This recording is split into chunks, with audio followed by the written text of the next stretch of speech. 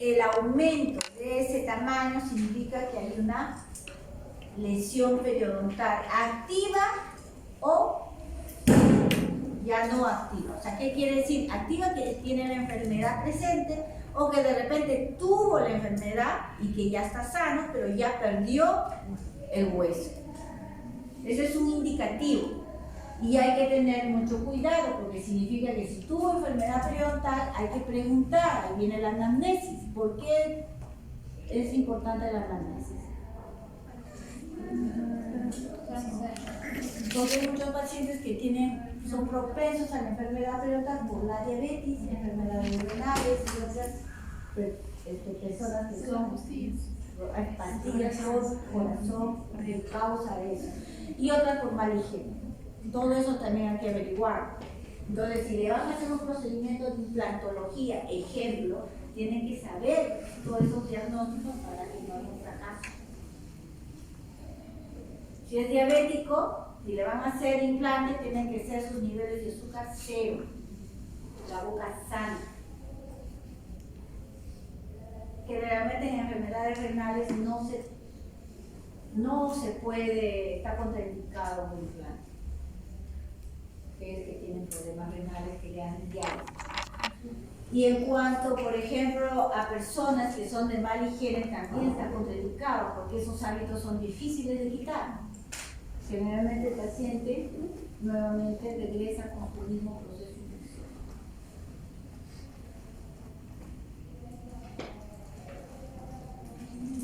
Ya eso sí lo vimos la vez pasada, ¿no? Cero neumatizado, todo eso.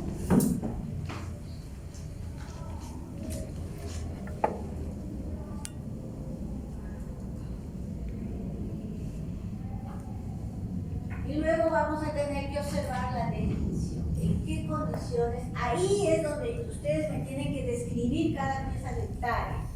Cómo se encuentra, si está con proceso carioso, está con proceso de recidiva, si se encuentra de repente con algún tipo de fractura coronaria, todos los detalles que conlleva la descripción de las piezas dentales.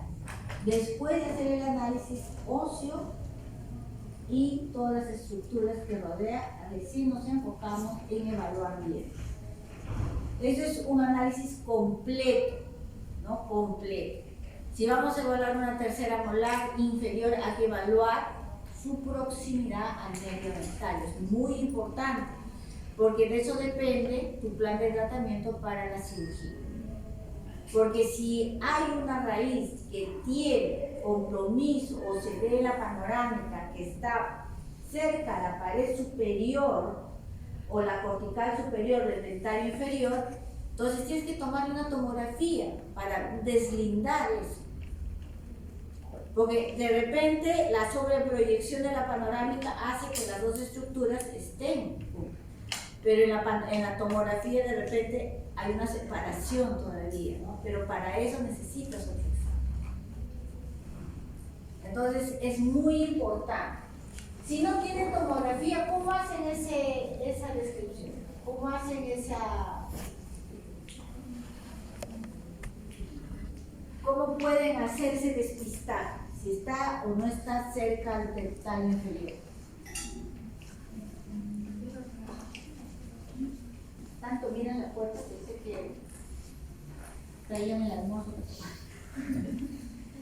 ¿Cómo hacen con las técnicas de localización? ¿Han escuchado de la técnica de Clark? No. Bueno, sí se puede hacer deslindar estructuras anatómicas con esa técnica, ¿no? Con esa técnica que en la práctica, a medida que vamos avanzando, vamos a ir viendo eso. La técnica de localización, entre ellas está la técnica de Clark y la técnica del ángulo recto. Entonces, primero vamos a ver la raíz del diente, ¿no? El aspecto del diente, la estructura de la raíz, cómo se encuentra, si está dilacerada, si de repente si es una premolar, de repente no es una sola raíz, sino presenta dos raíces, dos conductos. Si está con hipercementosis, Entonces hay que observar. También hay que ver el desarrollo normal del esmalte, porque pueden tener un desarrollo anormal de la estructura, una anomalía del desarrollo. Hay que contar el número de piezas, cuántas piezas hay en la boca del paciente. Normalmente, si no le han extraído ninguna, debe tener 32. Si le han extraído las terceras molares, ¿cuántas piezas tienen que tener? 28. Entonces hay que contar las piezas. Si el paciente dice, no doctora, no me han extraído nada, entonces hay que ver si le faltan piezas, significa que si no le han extraído, tiene agenesia. Muy bien, tiene agenesia dental. Y si tiene más de 32, supernumeral. ¿No? Supernumeral. Entonces hay que contar. Todo eso conlleva, se debe observar también el tamaño, el contenido de la cámara pulpar. ¿Por qué? Porque también existe, ¿no? El taurodontismo es aumento de la cámara pulpar, las raíces cortitas, ¿no? Chiquitas, y tremenda cámara pulpar, el tamaño de la corona es prácticamente casi rectangular. Entonces hay que ver todas esas anomalías, nos las determina, ¿no?, el aspecto de la observación del diente. Eso, ver si las raíces, se observa la forma y tipo de raíces y detectar las anomalías adquiridas, ¿no? Adquiridas de nacimiento, adquiridas, como pueden ser infecciones que se presentan, ¿no? En cuanto a las radiografías extraorales, para visualizar cada una de estas radiografías, tenemos que también tener una secuencia sistemática para ver esas radiografías extraorales, como la panorámica, la lateral, la posterior, etcétera, etcétera. ¿Cómo vamos a ir observando?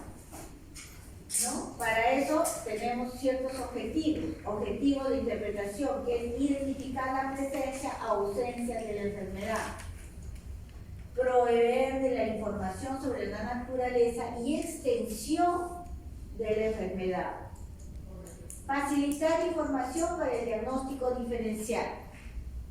Acá hay dos cosas importantes: identificar la presencia o ausencia de la enfermedad. Identificar significa, ¿está con lesión o no está con lesión? Si está con lesión, hay que facilitar la información para el diagnóstico diferencial. ¿Qué tipo de lesión tiene? Y el tipo de lesión que tiene es por las características que presenta. Entonces, esas características nos va a dar el diagnóstico diferencial. Puede ser un quiste, puede ser un tumor benigno, ¿no?, o puede ser uno maligno, no sé, según las características nosotros podemos decir es esta lesión. Entonces hay que ver todo eso y proveer la extensión de la lesión, la naturaleza, si es odontogénico o no odontogénico, extensión de dónde a dónde se extiende. Hay lesiones que se extienden, generalmente abarcan desde la escotadura sigmoidea y llegan inclusive hasta la sínfisis mentoniana. Y cuando lo llegan a operar, generalmente se secciona el maxilar y se saca, porque son lesiones destructivas, ¿no? Entonces hay lesiones que existen que va, como te digo, desde la escotadura sigmoidea hasta la sínfisis mentoniana. Pero esas lesiones no es que aparecen y así, no, son lesiones que van creciendo lentamente y se van expandiendo por todo el maxilar. Son lesiones de lenta evolución y a veces el paciente, cuando se da cuenta, es cuando ya no hay un tratamiento conservador, sino ya prácticamente hay que seccionar el maxilar. Entonces, eso es importante, ¿no? Ver la extensión. Ahora, en interpretación radiográfica, cuando nosotros interpretamos, nosotros no vamos a ver el tejido sano. Cuando ya sabemos identificar las anomalías, cuando nosotros sabemos ya identificar las estructuras anatómicas normales, entonces ya va a ser más fácil identificar la patología. Entonces, cuando nosotros tenemos una radiografía, nosotros vamos a ver de frente la patología, dónde se encuentra, qué características tiene, qué estructuras adyacentes está comprometiendo, de dónde a dónde va, si es unilateral, si es bilateral, si es multiloculada o simplemente presenta un único lóbulo. Entonces, no es que van a leerme, por ejemplo, si yo les doy una lección, no me van a leer, ya se observa el arco cigomático, el seno maxilar. No, se van de frente a la lesión. Ese es interpretar. Ahora, aparte de la lesión, que es la parte más importante, si observan otra cosa más, como por ejemplo un compromiso o una reacción osteolítica a nivel apical de una pieza, también la describen, también la interpretan. Pero primero interpretan la lesión más grande, la que más abarca, la que más compromete al paciente. ¿Me entienden? Las lesiones sanas ya no se leen. Cuando está sano, mejor dicho, las estructuras anatómicas sanas ya no se leen, solo se leen las patológicas. Primero la lesión grande y después se va, si es que encuentran alguna otra pieza, algún otro tipo de patología como caries o de repente fractura coronaria, compromiso o de repente ensanchamiento del espacio para el ligamento periodontal, también la describe porque de repente en esa zona está haciendo un problema periodontal. Entonces sí la describe. Pero lo importante es la lesión más grande. Si viene el paciente así con la cara hinchada, no se van a poner a leer todo de la A a la Z, no. Primero describe la lesión, que es la parte importante por la cual el paciente vino.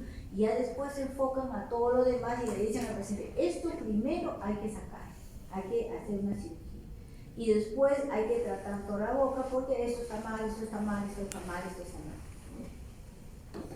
Porque nuestro deber es decirle al paciente para que se haga un tratamiento integral.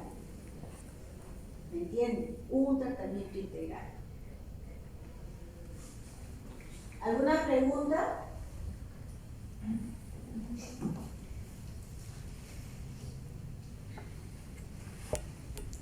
Para el análisis de lesiones intraóseas es un análisis paso a paso, ¿no?, de todas las características radiográficas normales y anormales, ¿no?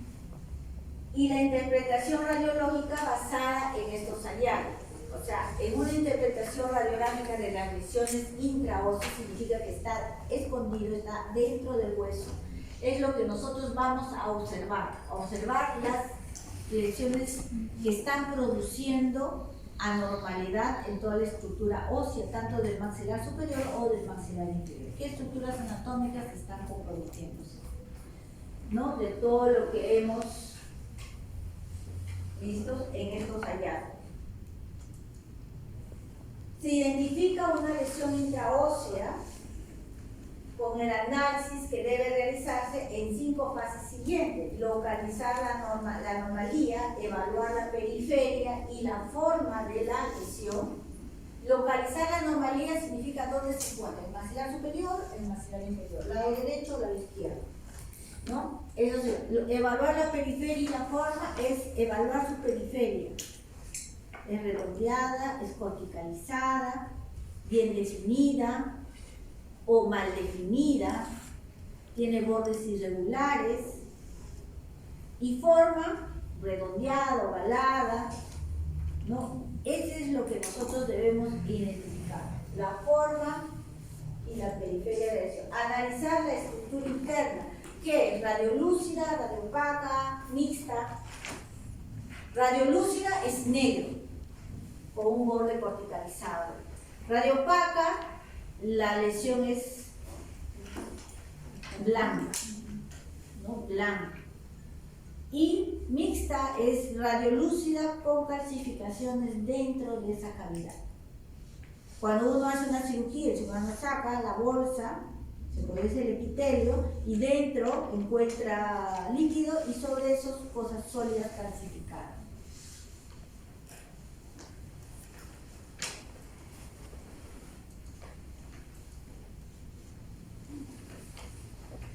La anomalía, localizar la anomalía puede estar localizada en un solo lugar o bilateral. Se debe intentar describir la localización anatómica y los límites de la anomalía.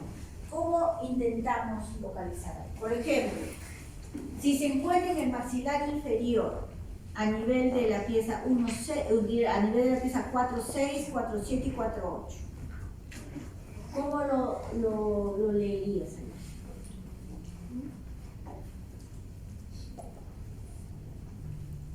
¿Qué estructuras estaría comprometiendo?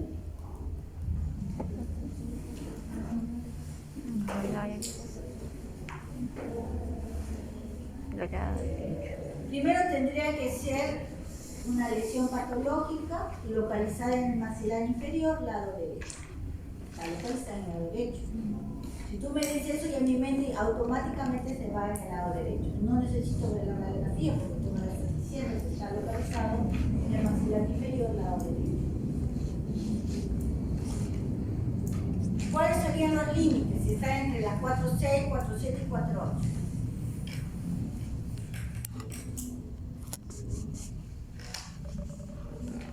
Lesión patológica que está a nivel del ángulo boniaco y abarca hasta la 4.6 frontal. A nivel cefálico es cerebro, y a nivel basal es la mandíbula. A nivel cefálico llega a cubrir hasta la parte media de las raíces y cefálicamente desplaza el dentario inferior a nivel basal. Ahí está describiendo, ¿no?, los límites de la lesión. Si tú me dices a nivel del ángulo boniaco y llega hasta la 4.6, ya sé que de acá a acá está la lesión. Si me dices que la lesión abarca hasta el tercio medio de las piezas radiculares que están comprometidas, sé que está tercio medio de la raíz, ¿sabes dónde es?, ¿no? Y que en la basal llega desplazando el nervio dentario hacia basal, o sea, hasta el borde, basal, ¿no?, de la mandíbula. Entonces yo ya sé los límites. Sé que no ha habido reabsorción, pero sí que está desplazando el conducto dentario hacia basal mandibular. Ahora, si yo le tomo una oclusal, voy a ver expansión ósea. Expansión ósea. Y si yo le palpo clínicamente al paciente, voy a ver un bulto acá, un bulto duro, porque la expansión ósea significa que expande, pero sigue viendo hueso. Pero en una panorámica describimos lo que vemos. Esto no lo vemos, eso lo vemos en una tomografía, porque en una tomografía vemos en 3D todo. Pero si queremos ver eso, le podemos tomar una oclusal para ver la expansión de la lesión de dónde a dónde va. En una oclusal sí podemos. Si no queremos tomarle completo, un oblicuo inferior. Y vemos la expansión de la lesión.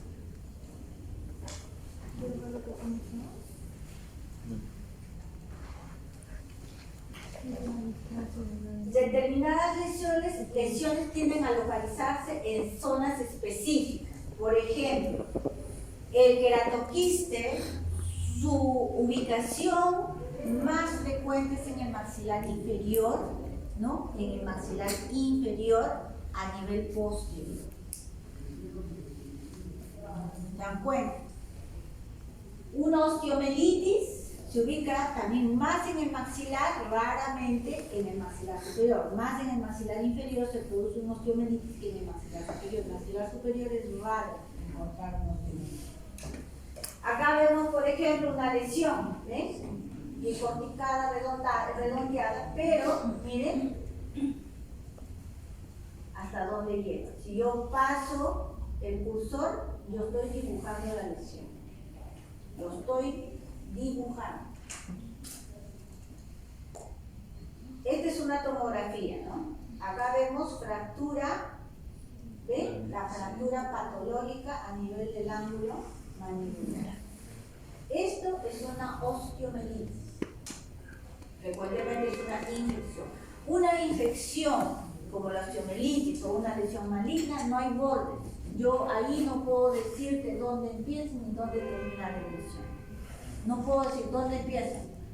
Porque acá, pero recuerda que este es el perfil, acá más o menos, pero no sé si está por acá, ¿se dan cuenta? Y debido a este lecho que le han sacado, se produjo la osteomielitis. Miren. Muchas veces las infecciones a nivel maxilar, que son así, que no tienen forma, se confunden con lesiones malignas.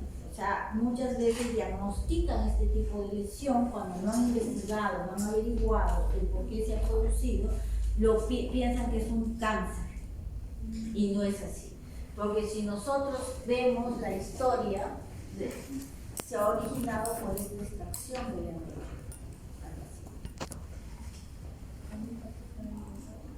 Claro, cuando le hacen, claro, normalmente a veces se les encuentra un patógeno, pero debido a que dejan hueso, cuando se quiebra una de las tablas, si tú lo dejas dentro, pensando que se va a volver se podría decir, a soldar, no se suelda. Ese hueso se necrosa y al necrosarse, ese patógeno causa esta sobrevivencia. Por eso que cuando hagan una extracción tienen que limpiar bien, ver que no haya nada, ningún hueso roto, nada. Limpiar bien y si es posible cerrar, suturar, ¿no? O si no, taponear con un cemento quirúrgico. Y antibiótico. Yo tengo dentro de mis márgenes de mi práctica clínica es que cualquier extracción simple, así sea mi paciente sano, yo le doy un antibiótico como profiláctico para evitar este tipo de problemas, que son muy frecuentes. Esto, por ejemplo,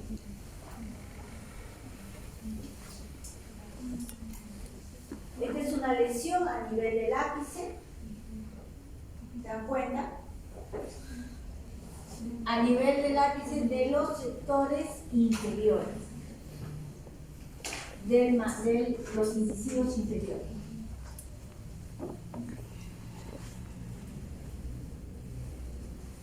Una displasia florida. La displasia generalmente tiene como característica, en su inicio tiene 3 fases. Una imagen radiolúcida cuando empieza, que muchos confunden como si fuera una infección, ¿no? Pero el diente es sano, el diente está sano, no tiene caries, no tiene nada, es una displasia. Su segunda fase es mixta, una densidad mixta, y su tercera fase ya es radiopaca. 3 fases. Esta es su fase inicial. Entonces, y esa generalmente, ¿cuál es su ubicación? A nivel de los ápices centrales. Se localiza siempre a nivel de los ápices centrales. A veces las lesiones nosotros la identificamos, ¿no?, por la localización.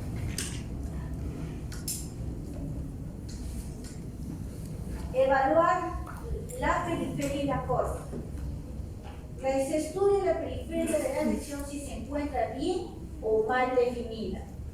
Una lesión bien definida es aquella que la mayoría de la periferia se puede determinar, dibujar.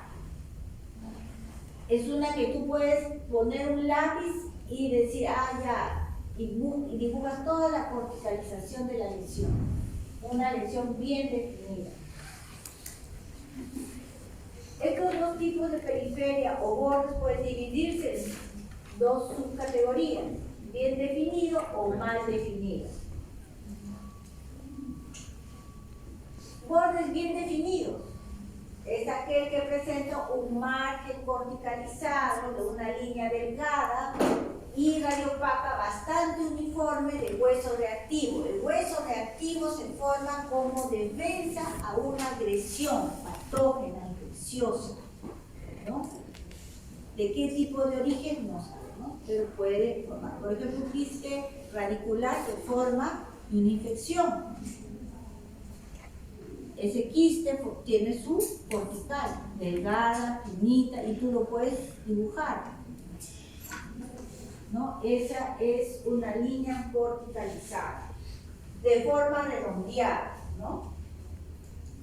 Un margen esclerótico es un borde amplio, muy radiopaco, de hueso reactivo que normalmente no presenta una anchura uniforme. ¿Qué significa? Que puede ser bien delgado o puede ser un poco grueso por ciertas zonas y por otras zonas delgado. Pero está corticalizado. Una lesión radiopaca puede tener un tejido de cápsula, ¿no? De tejido blando, ¿no? De tejido blando. Y eso es un margen radiolúcido. ¿Y quién lo presenta? Los odontomas.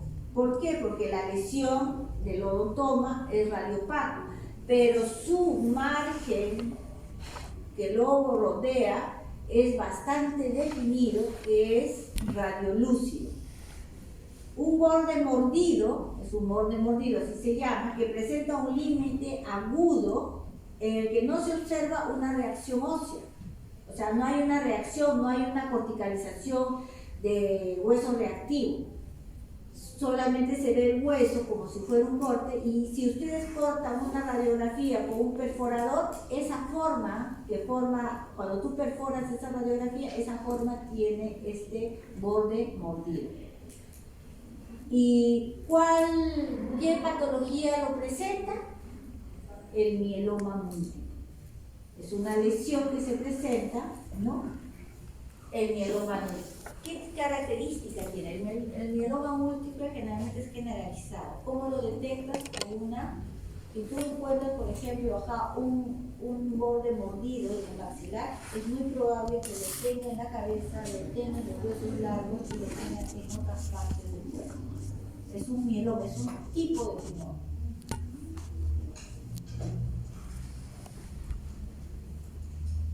¿Ven?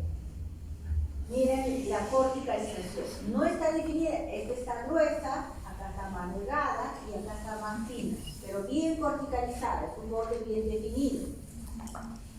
Mira, este es el odontoma, este es el borde radiolúcido, lo que está acá, el borde radiolúcido oscuro del epitelio que rodea el odontoma. También es bien definido porque yo lo puedo dibujar. ¿Ven? El odontoma. ¿Ven? Y este es un mieloma múltiple. Está en todo el cráneo. Cabeza, cráneo, huesos largos. Es un mieloma múltiple. ¿Y qué se debe todo para? Es un tumor. Es como un cáncer, ¿no? Pero dentro de todos los más benignos, lo tiene todo el cuerpo y tiene tratamiento. Bordes mal definidos. Acá viene el problema con los bordes mal definidos. Acá viene el problema, porque los bordes mal definidos generalmente son características de las enfermedades malignas. Un borde, por ejemplo, se encuentra mal definido debido a la transición gradual entre la trabécula ósea normal, de aspecto normal, a una trabécula ósea de aspecto anormal. Es la transición, ¿no? Entonces, algunos estados en este tipo de margen son osteitis esclerosante o la displasia fibrosa. Un borde invasivo, por ejemplo, se asocia normalmente con un crecimiento rápido, veloz, de una evolución de meses o de días o de semanas, y eso generalmente es característica de una lesión maligna. Si viene un paciente con una lesión así de bordes mal definidos, le preguntan, ¿desde cuándo tiene esta lesión? Doctora, me apareció en abril y él ha venido en mayo. O sea, la lesión está creciendo en una forma rápida. Y eso es signo de cáncer. Signo de cáncer. Inmediatamente lo tienen que derivar a oncología. Ahí ni siquiera debe hacer biopsia, porque ya la evolución rápida es algo malo. Y si ven la radiografía van a ver cómo destruye el tejido a una velocidad que como si lo estuvieras metiendo en una licuadora. Entonces, Normalmente se observa un área radiolúcida representando destrucción ósea justo detrás del borde. Miren, esto es bordes mal definidos, pero es una tumoración benigna, que es la displasia fibrosa. Parece como si fueran bolas de algodón. El hueso se está transformando en esto y sigue creciendo. La persona va a ver crecimiento duro, porque no es plano, es duro. ¿Qué es esta lesión? Es deformante. El paciente empieza a tener deformidad ósea. ¿Cuál es su cirugía? No lo puedes extirpar, solo limar. Y sigue creciendo, limar y sigue creciendo. Es deformante, deformante. Llega al punto de que el paciente ya, a veces crece en toda la cara, ya lo ves totalmente distorsionado, porque crece.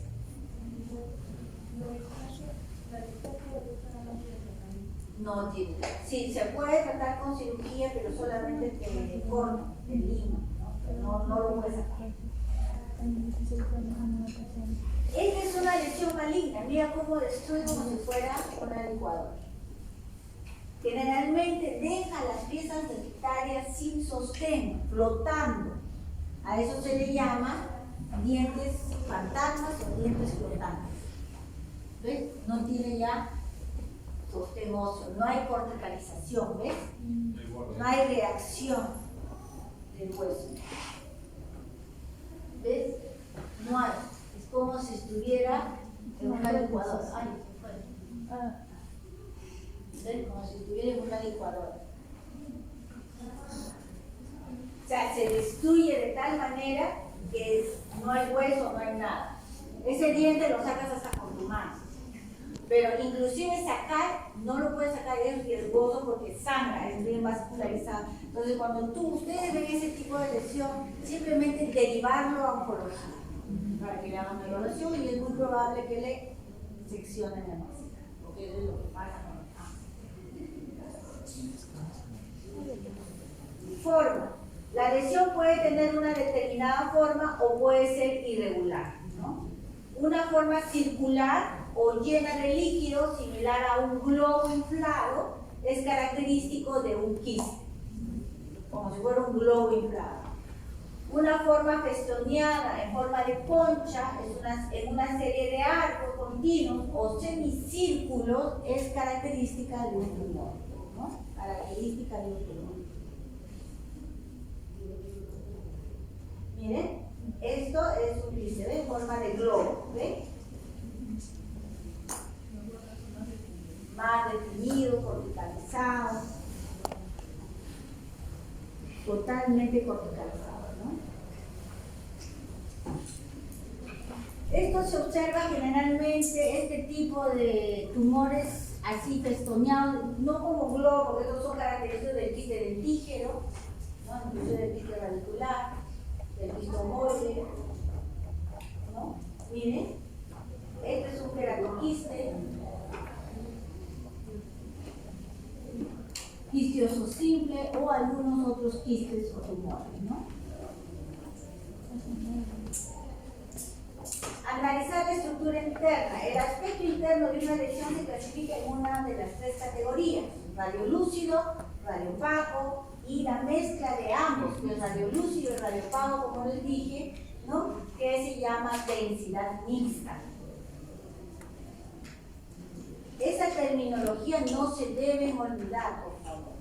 Acá vemos, por ejemplo, una reacción, ¿no? ósea, donde se forma la corticalización y es redondo, ¿no? Acá vemos otras tumoraciones, ¿no? Varias características de un queratoquiste, multiloculado, porque son varios óvulos, y acá es uno solo, ¿ven? Bien corticalizado. No, estos son benignos. Tienen muchos. Generalmente cuando hay varios tumores, varios quistes, así estos son quistes, pero si tú ves, todo está corticalizado, ¿ves? Se divide. Yo puedo dibujar con mi dedo ¿Ves?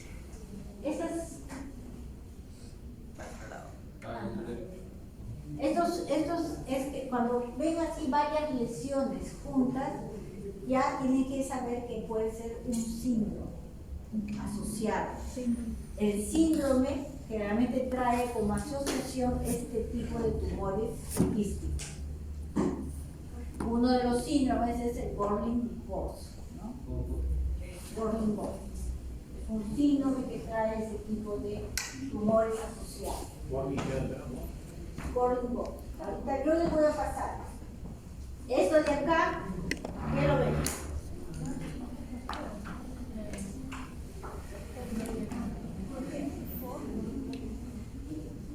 Es una imagen radiopaca.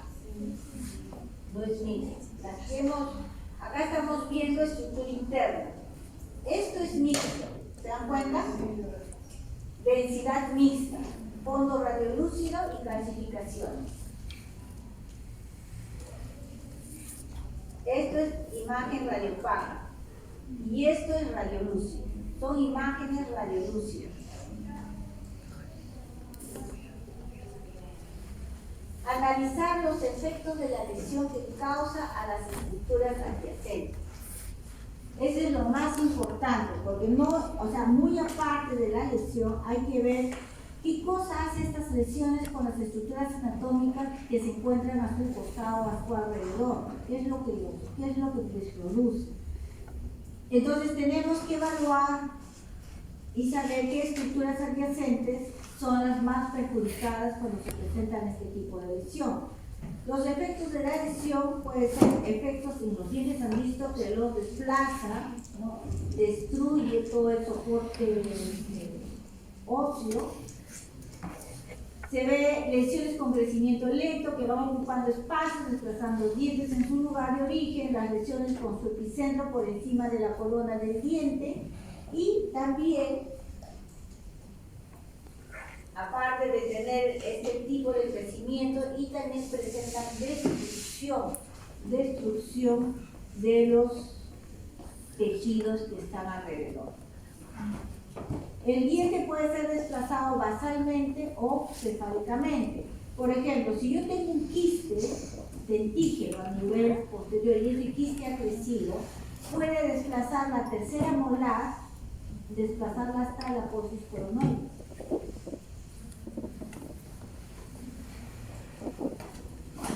Mira, este camino lo ha desplazado hasta basal. Miren, este odontoma de acá ha desplazado la molar hasta basal, lo ha desplazado.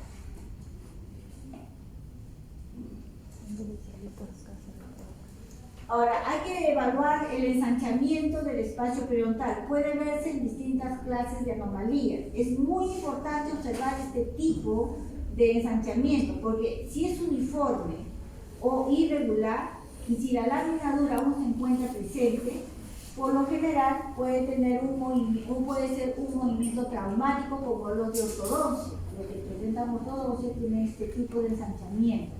Pero ¿cuál es? Sigue la secuencia de la lámina dura y sigue todo el borde radicular. Ahora, si esto se transforma, por ejemplo, o tenemos una lesión maligna, tenemos que observar, por ejemplo, si el ensanchamiento del espacio periodontal es vertical, no sigue el reborde radicular, sino es vertical, entonces puede dar signos de malignidad, pero no malignidad de que eso sea transplantado, sino puede ser ¿cómo se llama cuando el cáncer va a otro lugar? Metástasis. Tengo que decirlo metástasis. Eso se llama, es porque ha hecho metástasis. ¿Y qué enfermedad hace metástasis en la boca? La leucemia hace metástasis en boca. El linfoma de Hodgkin hace metástasis en boca. Y generalmente se visualiza en el espacio periodontal, en el tejido de soporte. Y también otra característica, sangra bastante. Sangra, el paciente viene con sangrado profuso y dice, doctora, tengo hemorragia, y es por eso, porque ha hecho metástasis.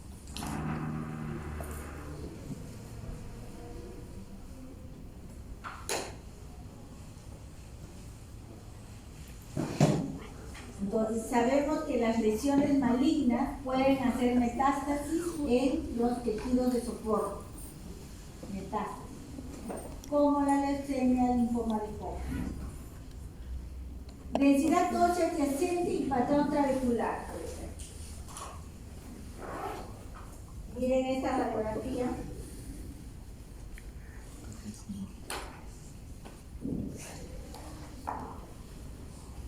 Esto de acá es un quiste, ¿no? Pero mira el efecto que ha causado en varias piezas dentarias. Es un quiste radicular ocasionado por este tratamiento endodóntico donde hay un rebase del córneo. Ha causado una infección que ha invadido, que ha crecido y ha comprometido otras piezas dentarias del sitio. Mira, esto también es un problema periodontal de una infección periodontal.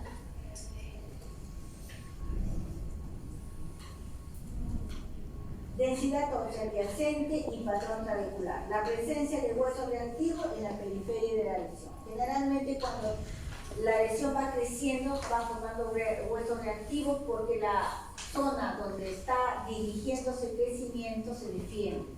Pero llega un momento en que la lesión gana, si es que no se trata. El conducto del nervio alveolar inferior y el orificio mencionado. Algunos suelen ser característicos, son los que les comprometen. A veces hay lesiones como el queratoquiste que se localiza por encima del nervio dentario, lo desplaza hacia abajo como si estuviera aplanando, ¿no?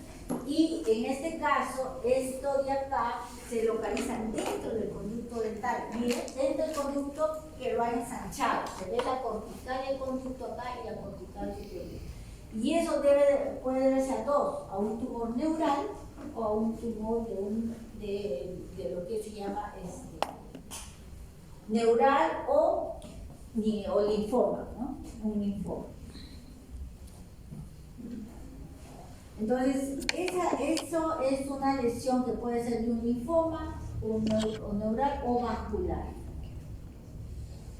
Formular un diagnóstico es la habilidad para destacar algunas observaciones, ¿no?, sobre otras que se consigue con la experiencia. La experiencia es estar constantemente mirando bien la radiografía, constantemente viendo y revisando 2 o 3 veces la radiografía de su paciente, ¿no?, para estar siempre seguro de lo que ustedes están diagnosticando es. Se debe evitar realizar una interpretación a partir de una sola observación, es lo que le digo, sino el análisis debe ser de todas las características acumuladas para facilitar el diagnóstico. ¿Eso qué significa? Que si ustedes tienen 3 placas, las 3 placas las tienen que analizar. Las 3, no una, las 3, por separado, y después hacer el conjunto, que es la interpretación final, que es el diagnóstico.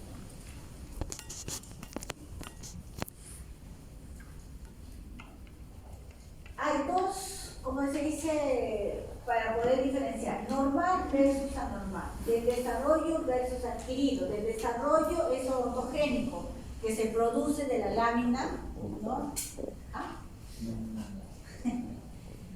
que se produce de la lámina, hay la lámina dentaria, ¿cómo se llama? Ustedes han llevado en histología.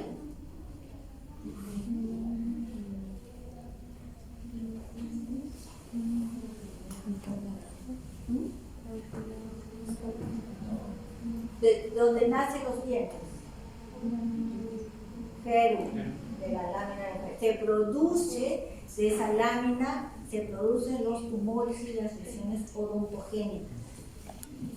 Pero adquiridos son infecciones, yo lo adquiero después, ¿no? Esas son, ¿no?, adquiridos. De desarrollo es cuando viene de origen odontogénico o no odontogénico, y de adquirido es lo que yo lo adquiero a través de, ¿no?, de mi vida, de todo mi desarrollo dental, ¿no? Que puede ser por infecciones, traumas y X razón. Clasificación. La forma de proceder. Clasificación. ¿Qué significa clasificación? Si la anomalía es adquirida, el siguiente paso es seleccionar categoría más probable de la anomalía adquirida, que puede ser ¿cuál? Un osteomelitis, puede ser un quiste, ¿no? Quiste radicular, que es una anomalía adquirida. Ahora, y si es una anomalía, por ejemplo, de desarrollo, meloma, ¿sí? ¿Qué más? Los tumores benignos, malignos, lesiones inflamatorias, displasias óseas, anomalías vasculares, enfermedades metabólicas o cambios físicos como fracturas, ¿no? Hay que diferenciar sobre lo que es adquirido y lo que es de desarrollo. Forma de proceder: después de analizar las imágenes, se debe decidir, ¿no?, la forma en la que se debe proceder. Se puede requerir imágenes adicionales o terapias de biopsia si es que es necesario, ¿no? Si es que ustedes piensan que es un tumor que puede derivar a algo maligno, pueden hacer la biopsia, sí, no les impide eso. Pero yo les recomiendo que si hay una sospecha de malignidad, mejor mandarlo al oncólogo, ¿no? Entonces, del desarrollo versus adquirido, el interés es anómalo. El paso siguiente es decidirse las características radiológicas, que son la localización, la periferia, forma, estructura y efectos sobre la estructura adyacente, indican una anomalía de desarrollo o un cambio adquirido. ¿Eso cómo lo vamos a nosotros saber? Cuando empecemos a estudiar patologías. Ahí vamos a saber qué lesiones son de desarrollo y qué lesiones son adquiridas. Podemos concluir que para interpretar las imágenes radiográficas debemos poder describir exactamente lo que se ve. Debemos emplear el uso de la terminología descriptiva para los propósitos de la comunicación y de la documentación, y todas las lesiones vistas en una imagen se deben documentar, describir en términos de aspecto como localización y tamaño de la lesión. ¿De qué tamaño son? Ahora la digitalización nos da la ventaja de poder medir con el software la lesión, tanto la altura como el ancho de la lesión, ¿no? Nos da esa ventaja de poder decidir, ¿no? Y podemos ver, sobre todo para el cirujano, ver de dónde a dónde va o va a abordar. ¿Alguna pregunta?